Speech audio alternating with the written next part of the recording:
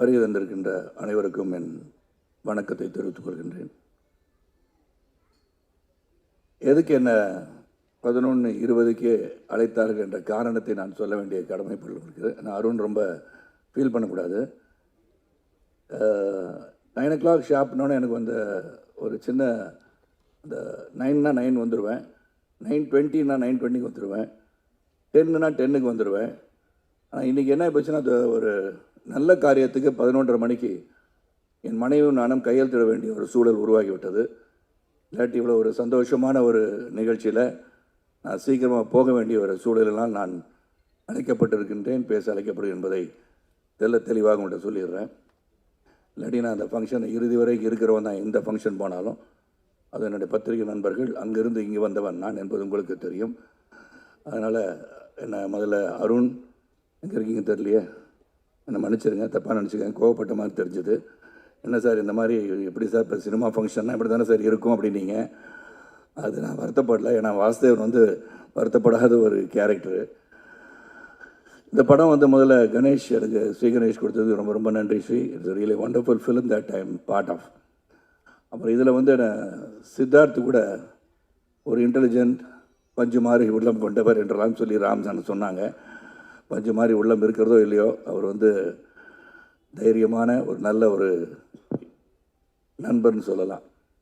இங்கே தான் அவர் அருகில் வந்து பழகுகின்ற வாய்ப்பு கிடைச்சது இந்த படத்தில். இதில் தேவயானி அஃப்கோர்ஸ் 27ஆம் தேதி நாளை 28 ஆண்டுகள் சூரிய வம்சம். It's so nostalgic to say that. நான் 28 வருஷம் ஒரு படம் வந்து கொண்டாடப்படுகிறேன். யோகி பாபு டைலாக்ல இந்த படத்தை இதை பார்க்கும்போது சூரிய வம்சத்தை பார்த்த மாதிரியே இருக்குன்னு சொல்லும் போது இட்ஸ் ஸ்டில் ரெலவெண்ட்ன்றது வந்து ரொம்ப முக்கியம். ஒரு படம் வந்து மக்களை சென்று அடைய வேண்டும் என்றால் அது ஒரு குடும்பமாகான படம் சென்று அடைந்திருக்கிறது சொன்னால் அதற்கு பல படங்கள் போய் அடைந்திருக்கலாம். ஆனால் அந்த சூரிய வம்சம், நாட்டாமை, நட்புக்காக நான் நடித்த படத்தை நான் சொல்லிக்கிறேன், பல படங்கள் போய் ரீச் ஆகிருக்கு. ஸோ ஒவ்வொரு கதையும் அந்த கதை வந்து மக்களுடன் ஒன்றிணைந்து இருக்கும்போது அது வந்து ஆண்டாண்டு காலமாக வாழ்ந்து கொண்டே இருக்கிறதுன்னு நான் சொல்லணும். அந்த விதத்தில் ஸ்ரீ கணேஷ் வந்து அந்த கதை சொல்லும் போது ஃபஸ்ட்டு எனக்கு நிறையா கேள்விகள்லாம் இருந்தது. ஏன்னா இங்கே எல்லாரும் பேசும்போது ஏழை, பணக்காரன், நடுத்தர வர்க்கம், வசதி படைத்தவர்கள் அனைவருக்கும் ஒரு கனவு வீடு என்று சொன்னார். உண்மைதான். அந்த வீடு எல்லாரையும் கட்ட முடியுமான்றது தெரியாது. அது கனவாகவே இருந்து மறைந்து விடுவார்கள். இது வந்து எப்படி எல்லாருக்குமே வீடு கட்டணும்னு ஆசை இருக்கா? ஏன்னா வேகமாக வளர்ந்து கொண்டிருக்கின்ற இந்த காலங்களில் வீடு இருந்தால் தான் என்ன, வாடகை வீட்டில் இருந்தானே, சொந்த வீட்டில் இருந்தானே, ஒரு வீடு இருக்குது, அது நிம்மதியாக வாழ்ந்தாலே போதுமே அப்படி நினைக்கின்ற காலம் கூட உண்டு. நேற்று கூட ஒரு பத்திரிகையாளர் கேட்டாங்க, என்ன சார் சரத் சார் நீங்கள் வீடு விற்கிறீங்களாமான்னு கேட்டாங்க. நான் சொன்னேன், சரி வீடு விற்கலை, அந்த வீடை வந்து பெருசாக இடித்து கட்டுறேன், இது கூட தெரியாது வீடை விற்கிறீங்கன்னு கேட்டாங்க. வீடில் வந்து ஒரு சென்டிமெண்ட் அட்டாச் பண்ணி இங்கே வந்து சொல்லியிருக்காங்க எல்லாரும். Of course when you build a home, அது முதல் முறையாக உழைத்து சம்பாதித்து கட்டுகின்ற இல்லத்தை உண்மையாக பெருமையாக பார்க்க வேண்டிய சூழல் தான் அனைவருக்கும் இருக்கணுன்றதில் வந்து எந்த ஒரு கருத்து வேறுபாடு எனக்கு கிடையாது. ஆனால் நான் கேட்ட ஒரே கேள்வி ஸ்ரீ, இது வந்து ரீச் ஆகுமா? எல்லாருக்கும் வீடு கட்டணுன்ற ஆசை இருக்கா? இல்லாட்டி சம்பாரித்து நல்லா இருக்கணும், குழந்தை குட்டி நல்லா இருக்கணும், வருங்காலம் நல்லா இருக்கணும், சேமித்து வைக்கணும்னு நினைப்பாங்களா, வீடு கட்டணும்னு நினைப்பாங்களா என்ற ஒரு கேள்வி தான் வந்தது.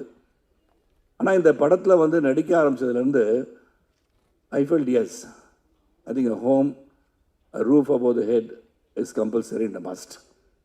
அது வந்து இங்கே வந்து இன்றைக்கி தான் அருணை பற்றி ராம் சார் சொல்லும்போது நம்ம எல்லாருமே அதே பாதையில் தான் வந்திருக்கோம். வானத்திலிருந்து குதித்த நட்சத்திரம் அல்ல நம்ம எல்லோரும். உழைத்து கஷ்டப்பட்டு அந்த கஷ்டத்தை உள்ளடக்கி நாம் வாழ்ந்து கொண்டிருக்கிறோம் என்பது உண்மை.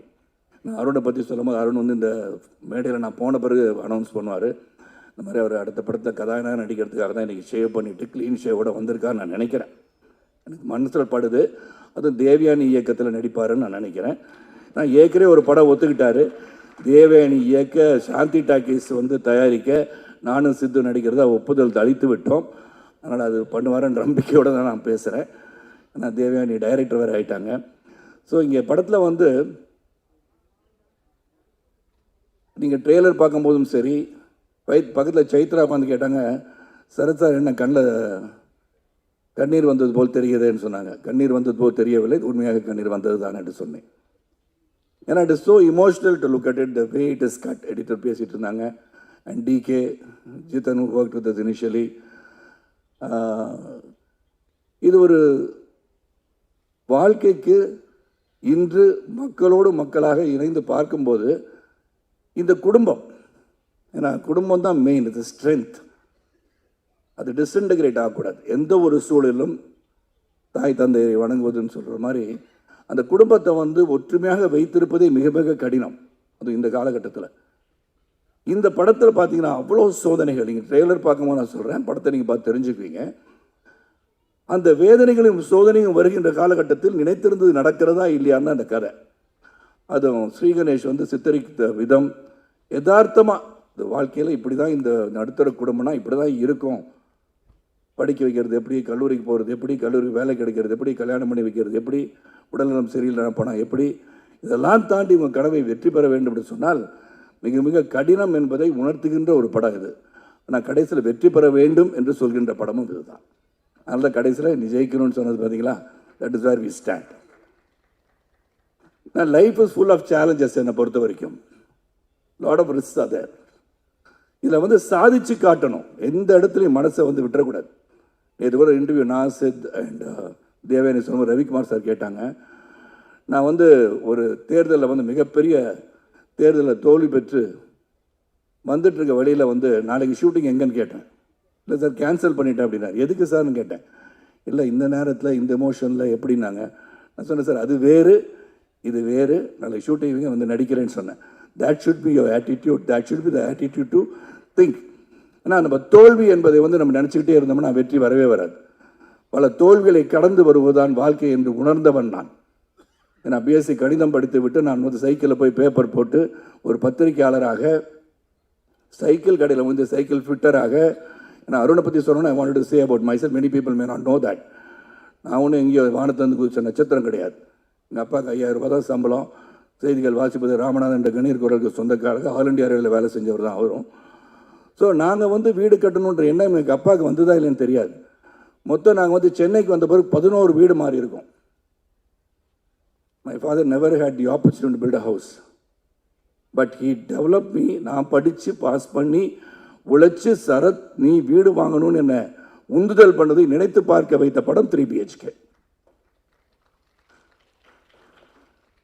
It's truly emotional, it relates to me.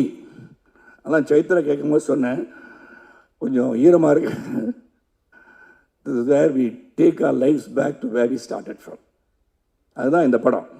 So இதில் பல பாடங்கள் இதில் இருக்குது. How to fight in life. You just cannot give up. Go towards your aims and goals and ambitions, you can achieve it. அது முடியாதுன்னு நினச்சிட்டோம்னா then you are finished. ஒரு boxing பவுட்டில் கீழே விழுந்தவொடனே யூ ஆர் லாஸ்ட்னு நினைக்கக்கூடாது. That's when you lose. Try to get up, you can win. எப்போது நம்ம விழுந்து விட்டோம் என்று நினைத்தீங்கன்னு சொன்னீங்கன்னா then you lose. But when you can get up then you can never loose.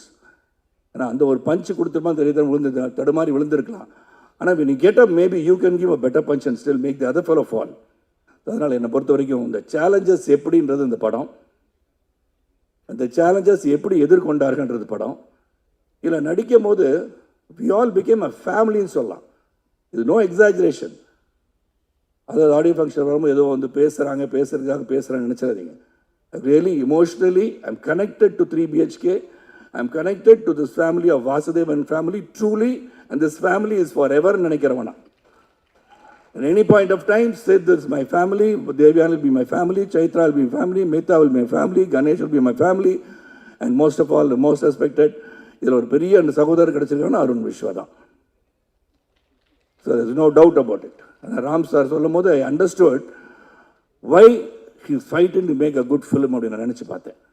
அப்புறம் டிகே சிறந்த ஒரு கேமராமேன். நான் ஒவ்வொரு அவரை பார்ப்பேன், சீகரேஸ்வரி பார்ப்பேன். ஏன்னா சம்டைம்ஸ் இந்த கிரிட்டிக்கலாக ஏதாச்சும் நினச்சிக்கிட்டு மண்டை சும்மாவே இருக்காது. சித்துக்கும் அப்படி தான், எனக்கும் அப்படி தான். டவுட் வந்துகிட்டே இருக்கும். அது ஏன்னா தொடர்ந்து நிறைய படம் பண்ணிட்டனால நம்ம மண்டையில் ஏதாச்சும் ஓடி இது பண்ணிடலாமோ அப்படி பண்ணலாமோன்னு நினச்சிக்கிட்டு. So many times will raise few doubts. அதில் ஸ்ரீகணேஷ் நிறையா இயக்குநர்கள் பார்த்துட்டேன். நான் Sriganesh is such a sweet heart. அதை சொல்லுவாங்க ஸ்வீட் ஹார்ட்டட் டிக்டேட்டர்னு சொல்லுவாங்க. லீ குவான் யூ பற்றி சொல்லுவாங்க. Lee Kuan Yew person who love the people of Singapore.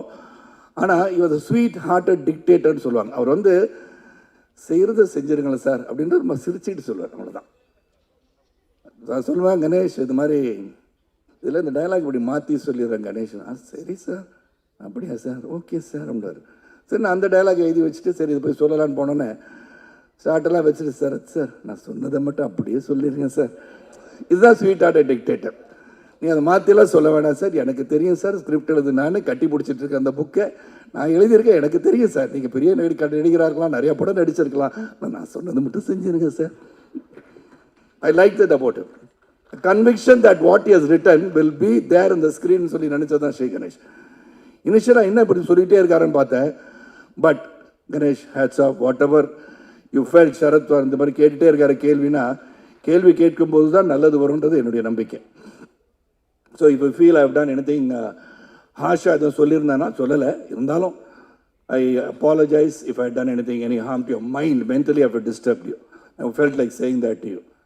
ஆனால் இந்த படம் வந்து ஒரு கிரேட் எஃபர்ட்னு தான் நான் சொல்லுவேன். How it's going to reach the mass, how எங்கே போய் ரீச் பண்ண போகுது அதெல்லாம் எங்களுக்கு தெரியாது. We have done our job well. Vasudevan has worked well, Shanti has worked well, Aarti has worked well, Prabhu has worked well, and Aishu has worked well. Correct தானே Chaitra? Sorry, நான் குடும்பத்தை மறந்துடக்கூடாது, அதனால தான் சொன்னேன். So everybody has done the part. அதில் வருகை தந்தவங்க அனைவருக்கும் மீண்டும் உங்களை சந்திக்கின்ற வாய்ப்பு வரும். இந்த படத்தை போய் பாருங்கள். அண்ட் ஒன் திங் நான் எல்லா இடத்தையும் இப்போ சொல்ல ஆரம்பிச்சிட்டேன். The audience, when you go and see, other than the press and the media who are authorized, who are given the rights to even criticize a movie or write good about a movie, they've got the right because they are film critics. But as audience, நீங்கள் போய் படம் பார்க்கும்போது keep your judgment reserved. Let everybody see it and come up with an opinion. படங்களை போய் பார்த்து உள்ளே இருந்துக்கிட்டே மச்சான் உள்ளே வந்துடாதரா படம் நல்லா இல்லைன்னு சொல்லிடாதீங்க. ஏன்னா உங்கள் வியூ அப்படி. Taste differ. ஒருவருடைய விஷம் இன்னொருத்தருக்கு அமிர்தமாக இருக்கலாம், அது நமக்கு தெரியாது இல்லையா? So let them all go there, you all go watch the film, let every individual make their own decision how this movie is. அப்படி பண்ணால் இந்த கலை உலகம் என்றும் நிலைத்து நிற்கும் என்று சொல்லி உங்களை விட்டு இங்கிருந்து பிரிந்து செல்வதற்கு மனம் இல்லாவிட்டாலும் இன்று இருக்கிற இந்த அப்பாயின்மெண்ட் அப்படி இல்லாட்டி ஐ ஓன்ட் கோ எனிவேர். நான் பத்திரிகையாளர் சில பேர் கேள்வி கேட்கணும்னு நினைப்பாங்க என்ன, அதுக்கெல்லாம் பதில் சொல்லியே நான் பழகியிருக்கேன். என்னை பொறுத்த வரைக்கும் கனவெல்லாம் நிஜமாகும் சொல்லி வரிகள் இதில் இருக்கு இல்லையா? நீங்கள் எல்லாம் உழைச்சோம்னா, உண்மையாக நாம் அனைவரும் உழைத்தால் உழைப்புக்கு ஒரு வெற்றி உண்டு. உழைப்பவரே உயர்ந்தவர், உழைப்பு உயர்வு தரும் என்று புரட்சித் தலைவர் மக்கள் திலகம் கையெழுத்திட்டது போல உழைப்பவரே உயர்ந்தவர் என்ற எண்ணத்தோடு நாம் அனைவரும் உயர்வோம். உண்மையாக உழைத்தால் வெற்றி வரும். அந்த வெற்றியை நோக்கி பயணிகள் சொல்லி இந்த படம் சிறப்பாக உங்களுடைய வாழ்த்துக்களுடன் திரையரங்கில் நிரம்ப, காட்சிகள் நிரம்ப நல்ல வெற்றி படமாக அமைய வேண்டும் என்று வாழ்த்தி விடைபெறுகிறேன். நன்றி, வணக்கம்.